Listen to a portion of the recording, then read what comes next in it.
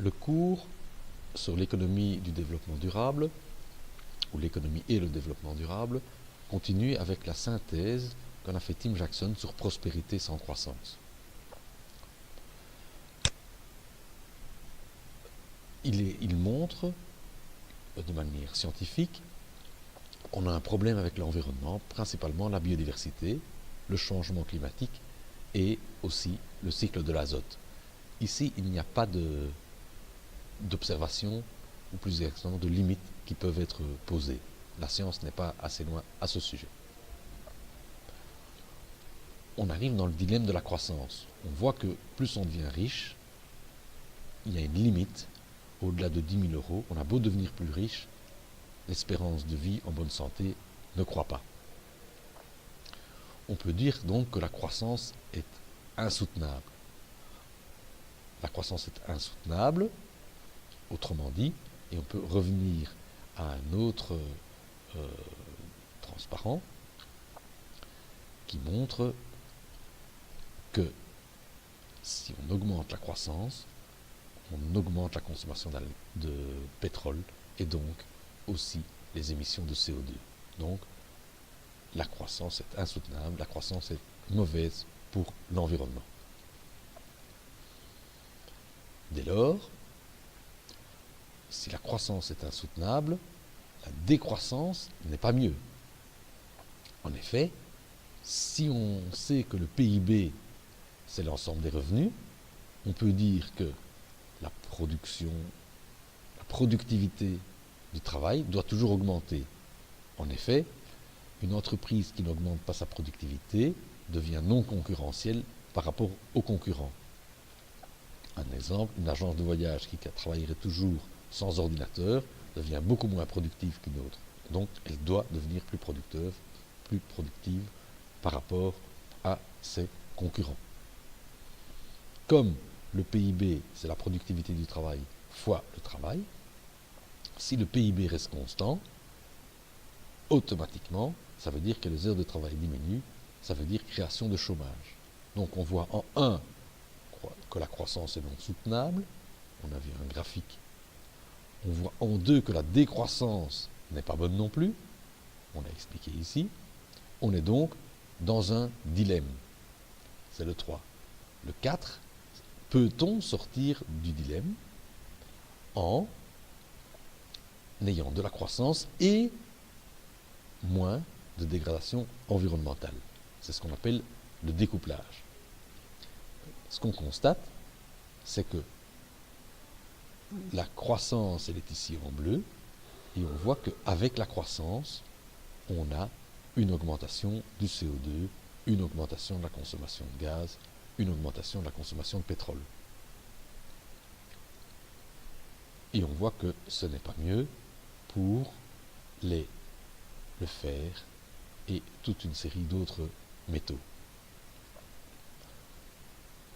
Et qu'est-ce qu'on remarque?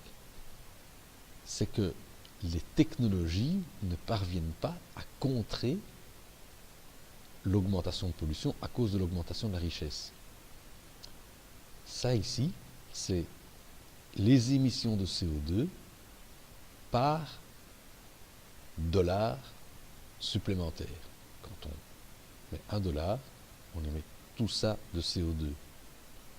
Et ce qu'on voit, c'est que le Japon, lui, est plus performant que la moyenne mondiale. Mais si, point de vue mondial, on doit réduire les émissions de CO2 en 2050 à quasiment 0, en tenant compte du fait qu'on a une augmentation de la richesse, alors il faudrait que à chaque dollar, on émette plus que 6, c'est-à-dire qu'on fasse 130 fois mieux. Ça, c'est tout à fait non crédible. On peut aussi le démontrer avec l'équation de Kaya. L'équation de Kaya, qu'est-ce qu'elle dit?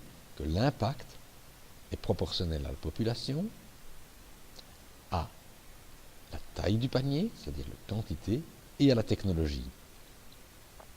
Or, on voit que la population va croître.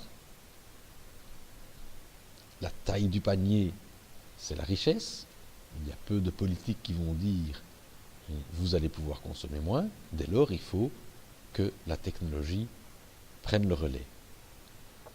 Si on prend des chiffres précis, on a ici les émissions, qui est un impact en CO2, c'est la population, fois la richesse, fois la technologie. On a donc ici les chiffres en 1971, en 1990, en 2007, et on se demande en 2050 qu'est-ce qui doit arriver. Eh bien, si on veut rester en dessous de 2,5 degrés, alors il faudrait réduire de 50% les émissions. Ici, on a des fois. Si on le met en pourcentage annuel, on passe avec des plus. Et donc, on peut additionner des pourcents ici. Donc, on devrait réduire de 50%, qui augmenterait de 2,4%. Or, la croissance du PIB et de la population fait 2%. Donc, ceci plus ça fait 2%. Donc, pour réduire de 50% les émissions de CO2, on devrait faire chaque année moins 2%. Ça fait 2%. Du coup, la technologie devrait augmenter de 4%. Or, elle n'a augmenté que de 1% par an. Et si on veut se maintenir en dessous de 2 degrés, alors il ne faut pas réduire de 2% par an, mais de 4% par an. Comme on augmente de 2% avec la richesse et la population, il faudrait donc réduire chaque année de 10%. Or, pendant 30 ans, on n'a jamais fait que entre 1% et même quasiment 0%. C'est tout à fait non crédible de penser que pendant les 30 prochaines années, on va faire chaque année moins 6%, alors que la technologie n'a jamais fait une réduction de 1%. On voit donc que le mythe du découplage est un mythe. On n'y arrivera pas. Dès lors, il faut imaginer un autre système. Ceci, c'est le système actuel où les ménages investissent et dépensent dans les entreprises qui donnent un revenu aux ménages.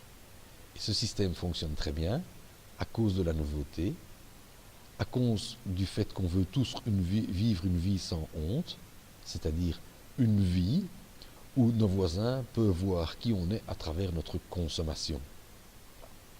Le crédit amplifie le mouvement et les entreprises détruisent pour construire une autre valeur. Or, ce qu'on voit, c'est que, ici c'est pour la Grande-Bretagne, c'est que l'épargne des ménages chute et au contraire, la dette augmente. Rappelons-nous que pourtant dans l'économie orthodoxe, il fallait épargner suffisamment. Dès lors, il faut trouver un autre système. Il faut une prospérité sans croissance. Qu'est-ce qu'on recherche? On ne doit plus rechercher une augmentation de revenus, mais le fait d'avoir suffisamment de nourriture et d'habillement, de pouvoir être psychologiquement et socialement bien, et donc du coup, il faut repenser les biens sociaux et les espaces publics. Il faut, d'un côté, des investissements dans les technologies vertes, et d'un autre côté, développer des services. Et ce qu'on voit ici, c'est qu'il ne faut plus toujours essayer d'être toujours plus productif, notamment dans les services. Ça signifierait avoir plus d'enfants par puéricultrice. Il y a une limite. De jouer une musique plus vite pour pouvoir faire plus de concerts, ça n'a pas de sens. Ce qu'il faut faire, c'est donc des investissements écologiques pour avoir une société sobre en carbone, et avoir des actifs écologiques, et des entreprises écologiques qui ne fournissent plus seulement des revenus qui serviront eux-mêmes à faire des dépenses, mais qui fournissent des capacités qui soutiennent les communautés. Et voici le nouveau système. On a ici les personnes qui participent aux entreprises et aux écosystèmes. Les écosystèmes rendent des services aux entreprises et aux gens. Les entreprises fournissent des capacités. Et avec ce système-là, on peut espérer résoudre la contradiction entre croissance et décroissance.